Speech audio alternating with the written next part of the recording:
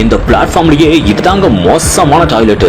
Railway கழிவறைக்கு உள்ளே சென்று அதிரடி ரைடு விட்ட துரை வைகோ எம்பி.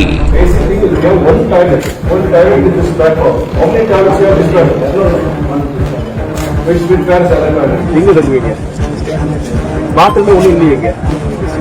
பாத்ரூம் பாத்ரூம் தானே வரேன். இந்த பாத்ரூம் பார்த்து அந்த பாத்ரூம் உள்ள ஃபிளஷ் உடஞ்சு போய் கிடக்கு.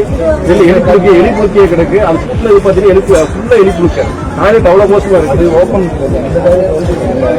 ஸ்பாட்டிலேயே லெப்ட் அண்ட் ரைட் வாங்கிய சம்பவம் என்ன நடந்தது விரிவாக காணலாம்.